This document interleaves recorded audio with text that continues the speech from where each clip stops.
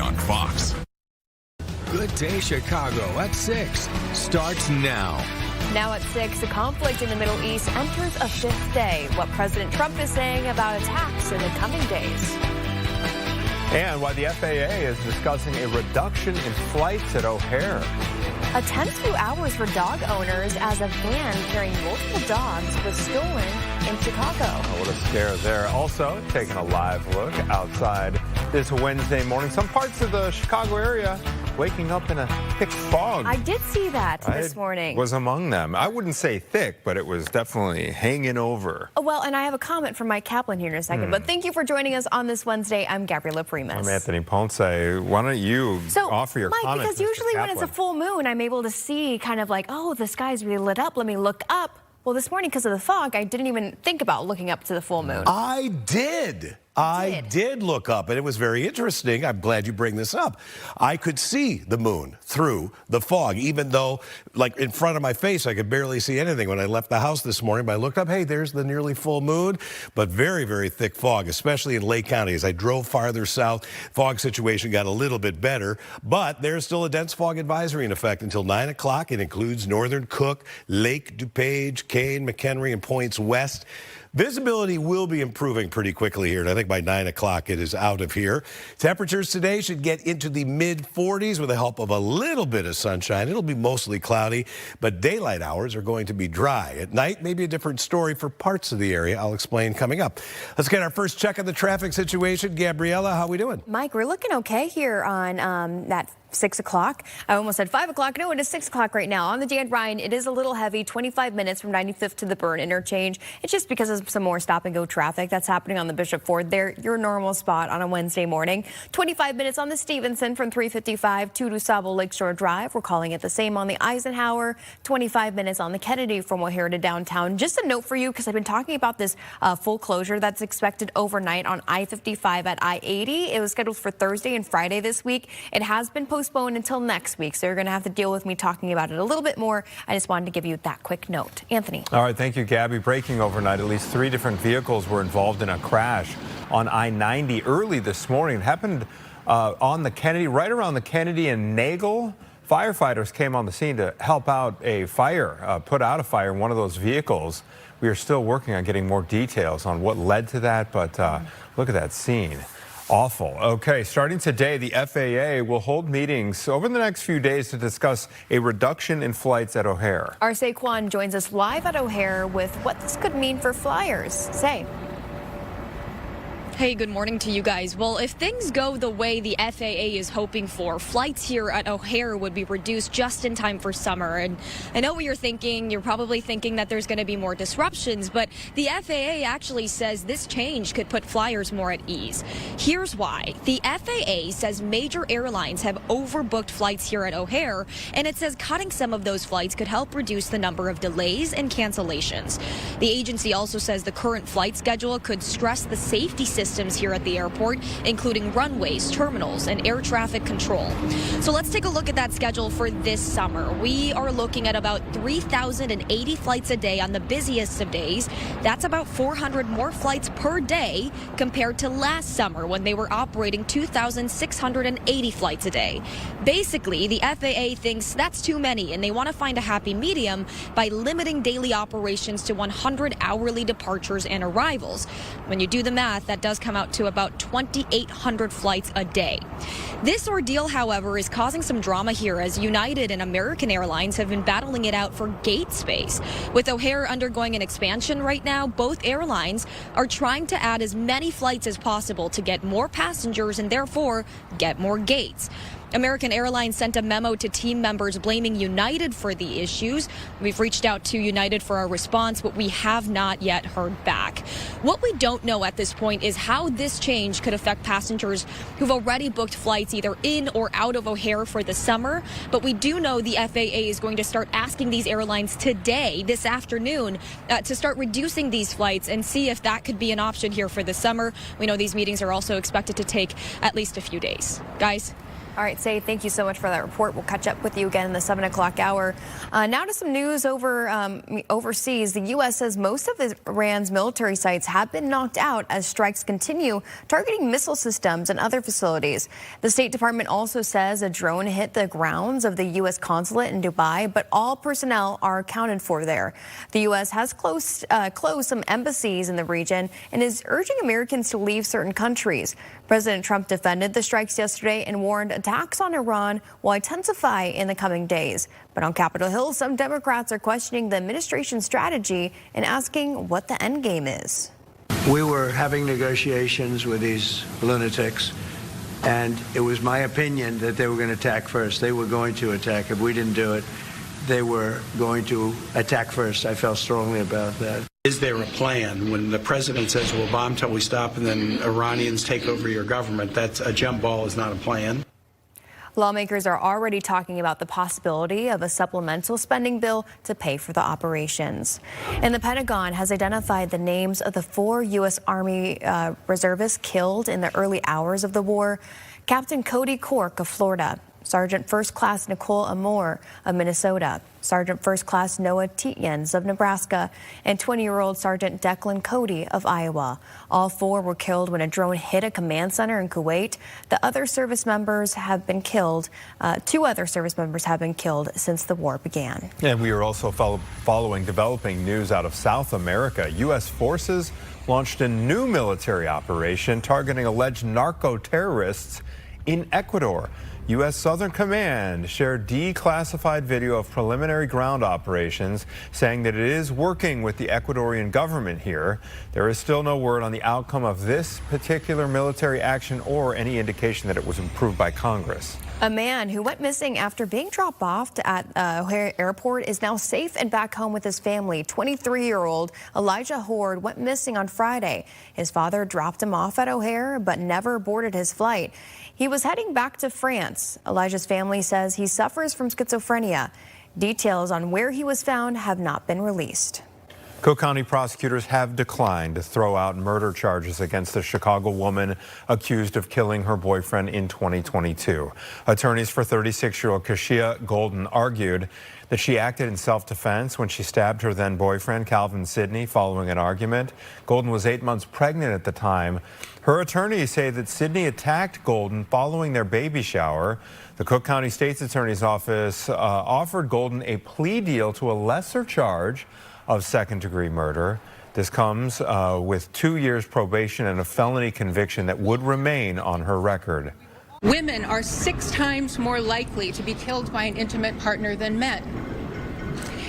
Yet, homicide committed by men is 10% more likely to be ruled justifiable. We are very disappointed today that the state's attorney has not agreed to dismiss the charges on Keisha's case. We are asking that a woman whose only crime was to fight for her life and the life of her unborn child be dismissed. Golden's attorneys say they will continue to fight. There is another hearing scheduled in the case in early April. The man accused of killing a pregnant mother in Downers Grove is pleading not guilty. Nidas Ravukas is accused of stabbing 30-year-old Eliza Morales and setting her on fire. She was 5 months pregnant.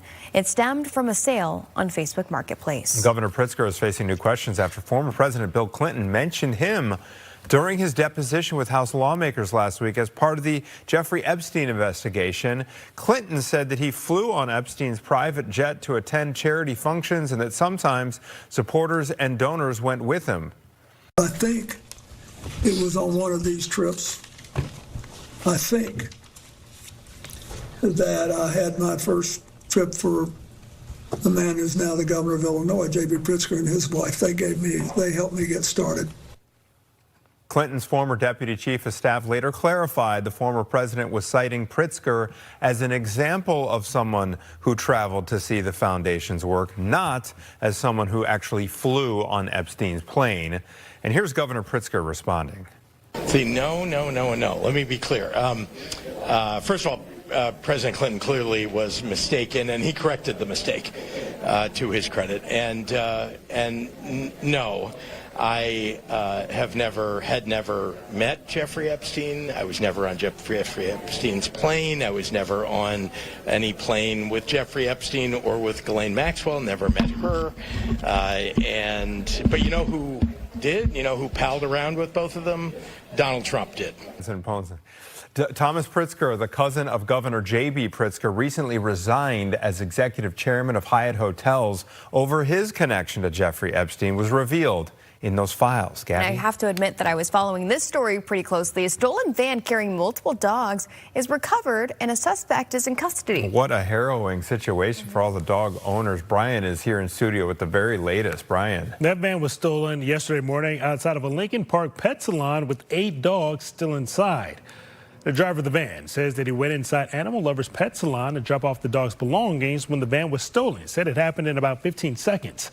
The suspect changed the vehicle's license plates, loaded lawn care equipment into the van, and even stopped at a McDonald's. Police eventually found the van and the dogs were reunited with their owners.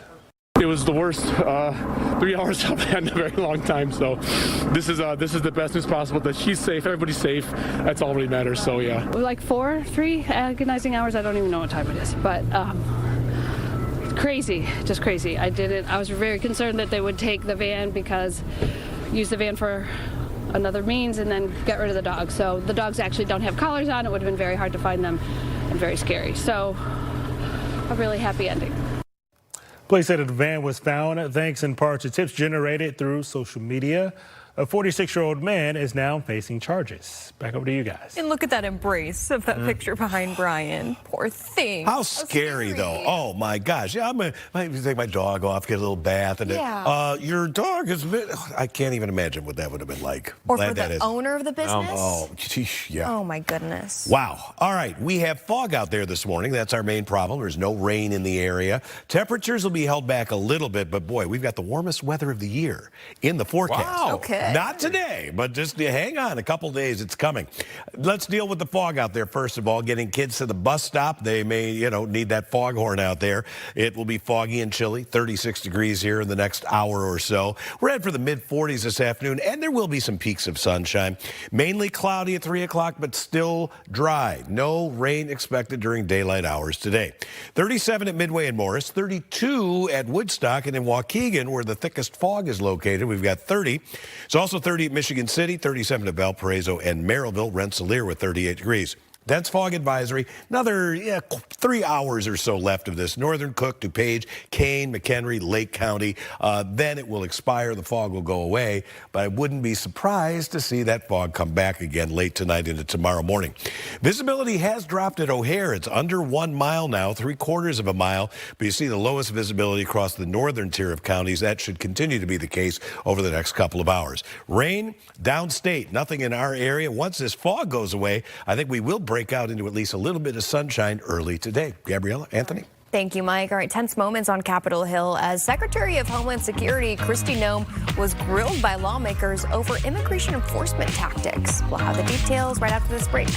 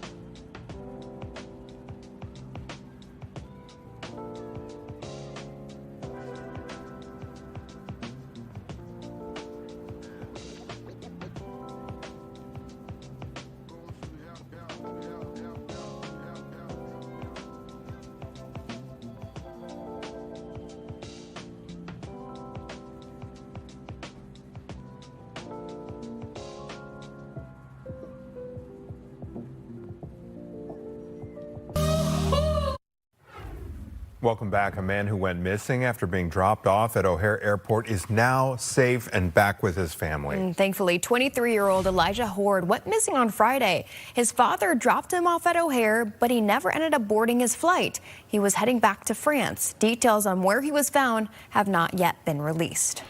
Breaking overnight, at least three different vehicles were involved in a crash on I-90 early this morning. Happened around Kennedy and Nagel. Firefighters came on the scene to help put out a fire in one of those vehicles. We are still working on getting more details. Today, the FAA will hold a meeting to discuss potentially cutting flights at O'Hare. The FAA says major airlines have overscheduled flights at O'Hare, so reducing the number of flights could actually help reduce delays and cancellations. American Airlines released a statement blaming United for the issues. The two airlines have been battling for gate space at O'Hare. These meetings will last multiple days. It was a tense hearing on Capitol Hill as Democrats and Republicans grilled Homeland Security Secretary Kristi Noem over recent ICE controversies. Noem declined to retract or apologize for comments that Alex Preddy and Renee Good were engaged in domestic terrorism. Republicans John Kennedy of Louisiana and Thom Tillis of North Carolina crossed party lines to criticize Noem, Tillis calling her tenure a disaster.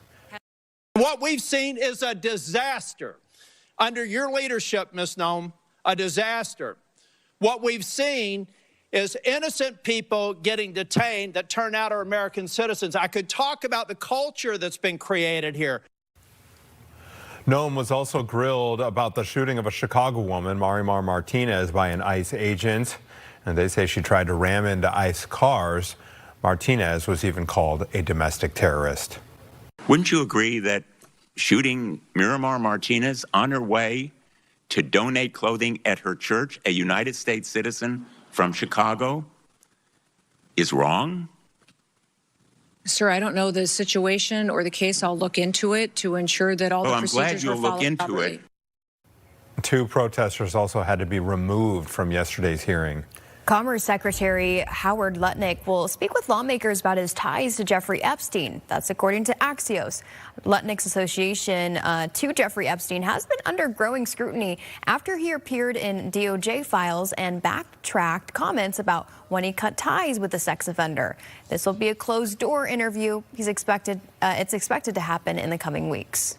There's a renewed push for answers 18 years after the Lane Bryant murders in Tinley Park. The parents of Connie Woolfolk spoke yesterday right outside FBI headquarters here in Chicago in hopes of bringing more attention to the case. She and 4 other women were killed when a man posing as a delivery driver pulled out a gun, forcing the women into a back room and shooting them back in 2008. This case still remains unsolved. Woolfolk's mother says technology should help authorities solve this. With all the new technology, social media, that this case don't have to be dormant any longer. There's a reward out, and we're also looking for the help of social media. Somebody knows somebody that knows somebody. There are more than $100,000 in rewards for information leading to an arrest in this case. All right, so it's time to head over to Mike Kaplan and figure out how Wednesday looks and how it's going to play out. Fog to start the day. Yes, and we may have fog again tomorrow morning. There has been very little rainfall so far this week. If you've been following me on social media during my couple days off, I told you how unimpressed I was with rain early this week. That may change, though, especially on Friday when we could have some stronger thunderstorms around. This is actually a beautiful view here, looking out across our city toward the lake. We're getting a little bit of light up on the sky. We will see some sunshine today, especially, I think, the northern half of Chicagoland. Maybe a little bit more cloud cover the farther south. This is kind of interesting because the dense fog advisory, these are the areas where skies cleared out for the most part. Northern Cook, Lake, McHenry, Kane, DuPage County, points west into southern Wisconsin. Once those skies cleared last night, temperatures tanked, and that led to the formation of some radiational cooling fog out there. But that fog's going to go away here pretty quickly. I think by 9 o'clock, the dense fog advisory will have expired, and I think the conditions will really improve a little bit before then. Today's high, 45 degrees. Let's call it partly to mostly cloudy. There will be some sunshine, though. East wind at 5 to 10. You know what that means. It will be cooler by the lakefront. Look at this 7-day forecast, though. 3 days of 70 degrees, starting with Friday. Problem is, I think we're going to have a couple rounds of thunderstorms. One with the warm front in the morning, and the second round of thunderstorms, which could be strong to severe late in the day or at night. Temperatures over the weekend will back off a little bit, and daylight saving time begins technically on Sunday morning as we lose an hour of sleep. Always hate when that happens, Gabriella. Mike, it is a bummer. Let's take a look at your commute here. We don't really have any confirmed incidents on the Kennedy, but it is a little bit heavy, and I'm seeing a little bit of traffic there near Harlem on both the inbound and outbound side. So that tells me that there's maybe some kind of incident, some kind of flashing lights that's causing a gap or delay on either side. 30 minutes right now from O'Hare to downtown. 30 minutes as well on the Eisenhower. 30 minutes on the Stevenson from 355 to DuSable Lakeshore Drive. 25 minutes on the Dan Ryan from 95th to the Burn Interchange. Now there is a crash confirmed on the inbound side. It's at the exit ramp to Canalport, so it shouldn't be impacting traffic all that much, but involves 3 vehicles, and crews are on scene there. Plus, we still have that traffic that's really backing up on the Bishop Ford as you approach, especially Stony Island Avenue there. So please be aware of that. Again, once you get to Dan Ryan, it's looking okay. Okay, Anthony. very good, Gabby. Thank you so much. 6:22, the Bears offseason taking a surprise little pivot here after a key player on offense retires.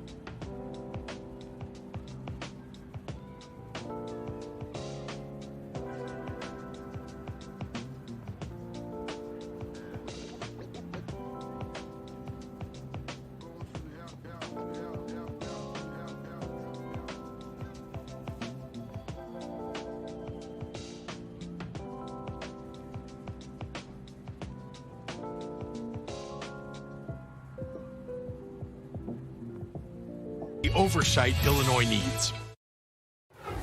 Welcome back. Governor Pritzker is expressing optimism about keeping the Bears here in Illinois, specifically in Arlington Heights.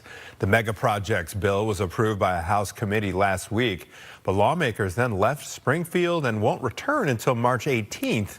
Pritzker says there will be progress once they get back. Meantime, in Indiana, lawmakers have been working quickly to bring the Bears across the state line. A bill to create that Northwest Indiana Stadium Authority was signed into law by Governor Mike Braun. And a little surprise here for the Bears, unexpected here, is a key piece of their offense is calling it a career. Reports say that Senator Drew Dahlman has informed the team of his decision to retire. He's only 27 years old. He signed a 3-year, $42 million deal with the Bears last season, making the Pro Bowl in his lone season with the team. In total, he played 5 seasons in the NFL, spending his first 4 with Atlanta. The iconic Chicago Pride Parade is back this summer, and this year's theme is Free to be Proud. Organizers say it reflects how far the community has come and the work that remains. The 55th annual parade steps off Sunday, June 28th in North Halsted neighborhood. Lollapalooza is announcing the official dates for this year's music festival. It's coming back to Grant Park July 30th through August 2nd. The lineup has not been announced yet. It usually drops later on this month. It's a good weekend to know about because some people actually try to avoid coming to downtown Chicago during that weekend. Yeah, that's right. You know what's funny? I actually have my parents planning to come that weekend, and I might change it. That wouldn't be a bad call. Expensive. Exactly. Everything's more expensive. You don't think that your parents are going to want to go to Lolla? You know, I don't Hang know out if that's there my in the- dad's scene. You don't think so? No. You don't even know what the bands are yet. You're right. You're right. Could be because some if of it's his someone really favorites. good, like a house music, he might be really down. All right, well, when Big your raver dad he is is. jamming to house music, I want to see the videos for that. All right, we have fog out there this morning, and the rest of this day we'll find temperatures getting up into the 40s, but I've got 70-degree temperatures 3 days this upcoming week. But will there be some big thunderstorms to deal with as well? I've got the complete forecast coming up.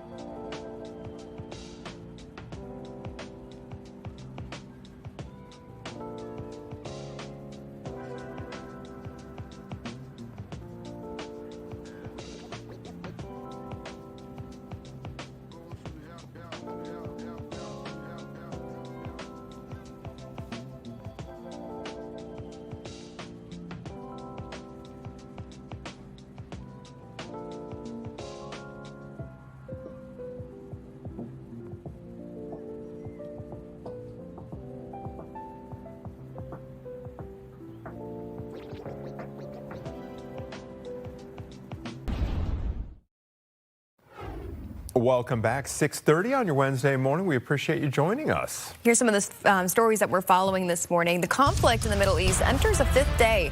What President Trump is saying about attacks in the coming days. Prosecutors issue a decision on charges against a Chicago woman who killed her boyfriend in 2022. Why the FAA is discussing a reduction of flights at O'Hare.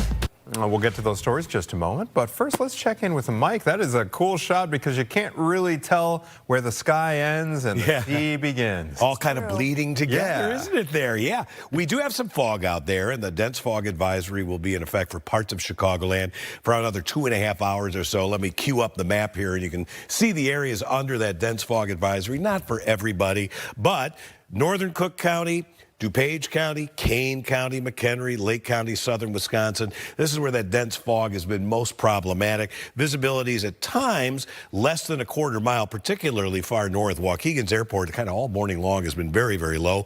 You see, as you go south, the visibility is getting a little bit better, but that's also where the cloud cover is a little more widespread. Current temperatures, most of us are in the 30s. We've got 30 at Waukegan and Woodstock. Those are the cold spots. Well, Benton Harbor, 25, but it's 37 at Midway, 39 at Joliet. Today, 40s. Tomorrow, probably 40s again, and then a big warm-up on the way. I'll let you know how warm to expect on Friday in just a little bit. But right now, what sort of taillights are going to be in your face driving in? Gabriella, how slow is it? Well, Mike, honestly, the Dan Ryan has been pretty heavy all morning. Right now, it's 30 minutes from 95th to the Byrne interchange. I told you that the Bishop Ford was a little heavy, especially near Stony Island. That has cleared up just a bit, but there's also an outbound crash right now on I-57 near 127th, so keep that in mind. On the Dan Ryan, we do have a crash on the inbound side. It's the exit ramp to Canalport, so it's right before I-55, and it involves a few vehicles. Crews are on scene, but that's why also you see a little bit more stop and go. Let's go over to the Stevenson where we're still in the green. 35 minutes from 355 to DuSable Lakeshore Drive. 35 minutes on the Eisenhower, around the same on the Kennedy from O'Hare to downtown. Okay, thank you, Gabby. We are now 5 days into a war that President Trump suggested could last several weeks, perhaps even longer. Hundreds of people have been killed so far, and the vast majority in Iran. And White House officials say U.S. military strikes across Iran are going to ramp up significantly. Rebecca Castor is live in Washington, D.C. Rebecca, what is the Trump administration saying about attacks on Iran going forward?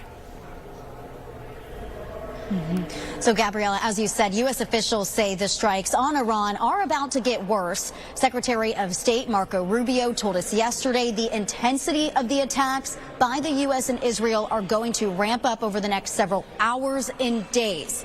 U.S. Central Command says U.S. forces have already struck nearly 2,000 targets and that they've severely degraded Iran's air defenses. They've destroyed hundreds of their ballistic missiles and taken out their entire navy. Iran is continuing to fight back, though. However, at this rate, their options are going to become extremely limited. Okay, Rebecca, what are we learning about the U.S. service members who have been killed thus far in the conflict?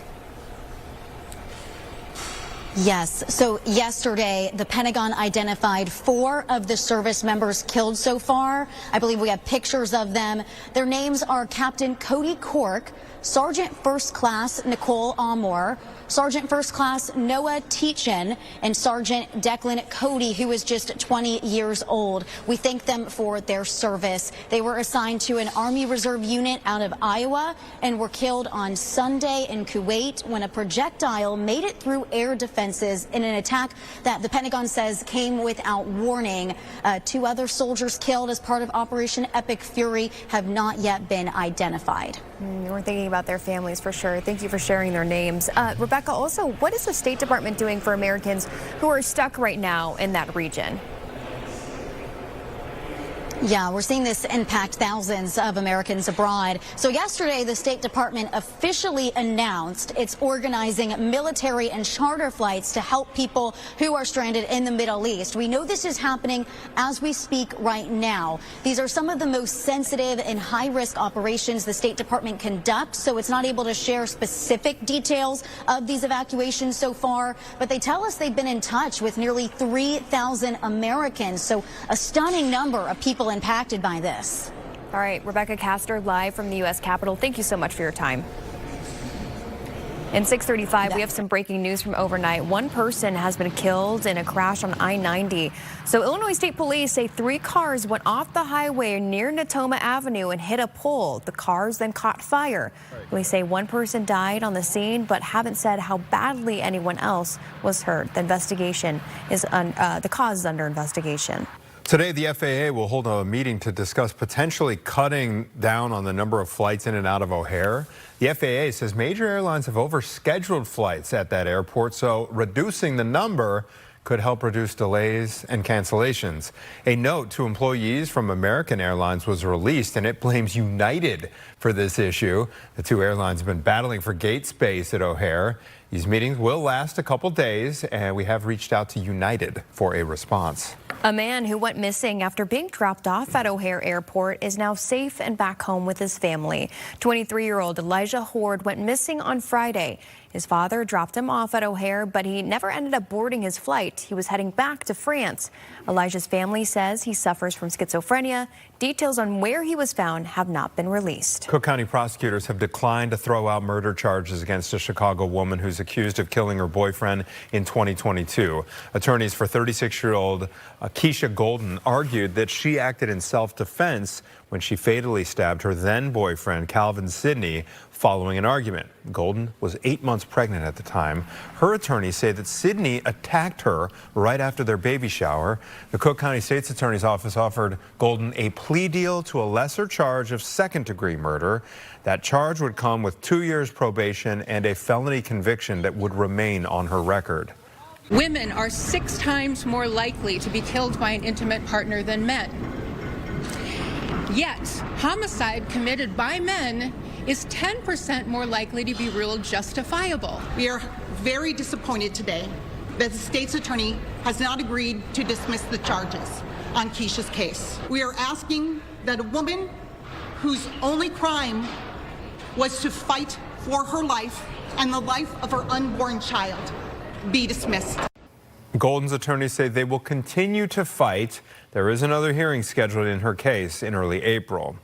6:37, Mike Kaplan standing by. Mike, are we going to see more sunshine today? Yesterday Yes. was kind of a bummer. Very cloudy. Today we'll see a little bit of sunshine, but it will be mainly cloudy. We do have that fog out there this morning. But the good news, I think, we have a 70-degree day. In fact, 3 of them in the forecast. Okay. The downside is we may have to deal with some strong thunderstorms on that first day of 70-degree temperatures. Let's look at our Weather Authority Futurecast. First of all, today, we're going to have a dry day. It will be cloudier the farther south you are, but eventually these clouds are going to overspread more of Chicagoland, and it'll become mostly cloudy. No rainfall until tonight, and then watch where most of the rain is showing up, south. But tomorrow might get into a few showers and thunderstorms in the late morning and early afternoon hours. That is what our model is currently showing. In fact, this just updated. There are other models that have no rainfall here tomorrow morning and hold off until late tomorrow night into Friday morning. That is a feasible solution.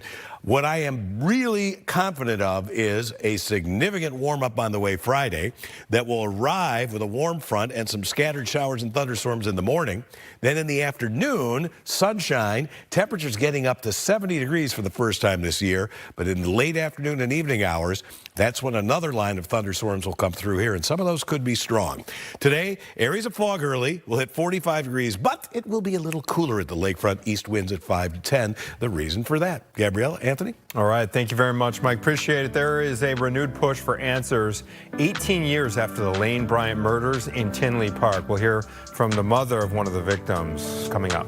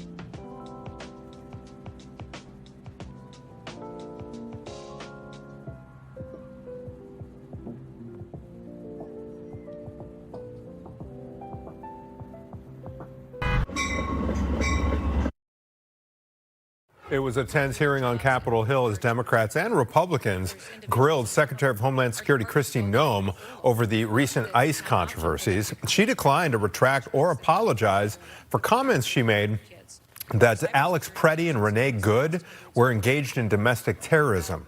Republicans John Kennedy of Louisiana and Thom Tillis of North Carolina crossed party lines to criticize Noem, with Tillis calling her tenure a disaster. What we've seen is a disaster. Under your leadership, Ms. Noem, a disaster. What we've seen is innocent people getting detained that turn out are American citizens. I could talk about the culture that's been created here. Noem was also grilled on the shooting of Chicagoan Marimar Martinez by an ICE agent, with DHS and those agents saying that she tried to ram into the agents' cars. Martinez was even called a domestic terrorist. Wouldn't you agree that shooting Miramar Martinez on her way to donate clothing at her church, a United States citizen from Chicago, is wrong? Sir, I don't know the situation or the case. I'll look into it to ensure that all the procedures are followed properly. Two protesters also had to be removed out of yesterday's hearing. All right, the results are in for some key primary races out of Texas and North Carolina. Big one here in Texas. Republican Senator John Cornyn is headed to a high-stakes May runoff race with Texas Attorney General Ken Paxton. Also, James Tallarico got the Democratic win over Jasmine Crockett for U.S. Senate. And in North Carolina, former Democratic Governor Roy Cooper and Republican Michael Whatley will face off in a Senate race in November. Anthony, there's a renewed push for answers 18 years after that Lane Bryant murders in Tinley Park. The parents of Connie Woolfolk spoke yesterday outside the FBI Chicago headquarters in hopes of bringing more attention to the case. She and 4 other women were killed when a man posing as a delivery driver pulled out a gun, forced the women into a back room, and shot them back in 2008. The case remains unsolved. Woolfolk's mother says technology should help authorities solve this. With all the new technology, social media, that this case don't have to be dormant any longer. There's a reward out, and we're also looking for the help of social media. Somebody knows somebody that knows somebody. There are more than $100,000 in rewards for information leading to an arrest in this case. Governor Pritzker talks about the ongoing Bears Stadium saga, and he says he is optimistic. We will explain why coming up.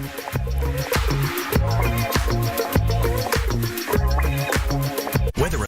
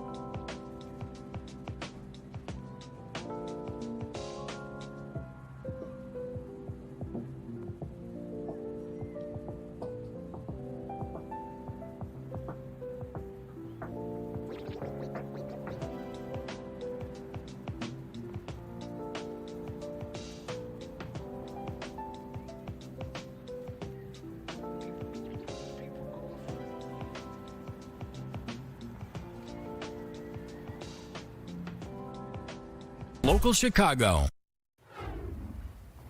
Welcome back. It was a tense hearing on Capitol Hill as Democrats and Republicans grilled Secretary of Homeland Security Kristi Noem about recent ICE controversies, with Noem declining to either retract or apologize for comments she made right after the deaths of Alex Preddy and Renee Good in Minneapolis, claiming that they were engaged in domestic terrorism.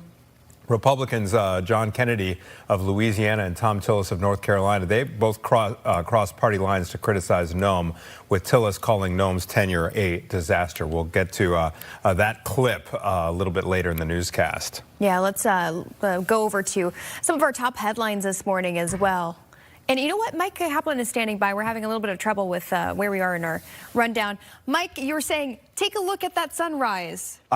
During commercial. Yeah, I mean, it is a spectacular view out there right now. Sun coming up. We do have some cloud cover, but that's just a picture-perfect sky there. Loving it. Now, some of you may not be able to see the sunrise because we still have some thick fog in a few spots, but that's going to be going away here within the next couple of hours. A dense fog advisory for mainly northern and western suburbs. That will be expiring at 9 o'clock. Now, there is an area of low pressure to our south. So far, this week, the bulk of any rainfall has missed us to the south, and they need it downstate. Extreme drought conditions over a big agricultural portion of Chicagoland, well, Illinois and even Indiana, not so much Chicagoland per se, but far south, you've gotten that rain. Here's the deal today. That low pressure starts to get a little bit closer to us. Maybe a shower in southern sections of Chicagoland later tonight. Tomorrow, with that low pretty much going right overhead. Two possible scenarios. One, we do get some showers tomorrow, late morning, early afternoon. The second scenario is that right under that low, everything is kind of quiet. We get some fog and no rainfall. Right now, I think there could be some scattered showers around here. What I'm much more confident of is that tomorrow, late afternoon and evening, going to be quiet. Friday morning, a new warm front assembles. This is the leading edge of 70-degree warmth that is on the way here for the first time this year.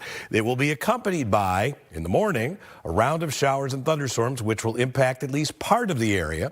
Then it stays dry most of the day. Late afternoon or at night, out ahead of that cold front, we get some scattered thunderstorms, and some of those could be strong. Now, just when you think that winter is over, I'm showing you this extended temperature outlook, March 12th through March 18th, which now favors little intrusion of some colder air coming in here for a few days. That means there might even be a chance for some additional snow at some point, but that's a long way off. Gabriella, how are we doing in the fog this morning? You know, Mike, I don't think the fog is impacting your drive really that much, but still be careful out there, definitely, if you're leaving the house right now. Skyfox is grounded today just because of that fog that's in the air. So some of these crashes we can't necessarily take a look at. But remember, on the outbound side of I-57, at the Cal-Sag Channel Bridge is pretty much where it's at. There's an accident that's still blocking a left lane. It's causing quite a bit of traffic there. Things have cleared up on the inbound side of the Dan Ryan. We had a crash at Canalport that was on the exit ramp. Looking better. Still a little bit of stop and go. 38 minutes on the Dan Ryan from 95th to the Burn Interchange. 40 minutes on Stevenson from 355 to DuSable Lakeshore Drive. Calling it the same on the Eisenhower from Route 390 to the Old Post Office. 40 minutes on the Kennedy from O'Hare to downtown. Pretty typical for this time on a Wednesday morning. Also, if you're taking Milwaukee District North, know that there's some mechanical problems going on, so there's a little bit of irregular train service happening. Stay with us. Much more Good Day Chicago on the way. Orange Days have a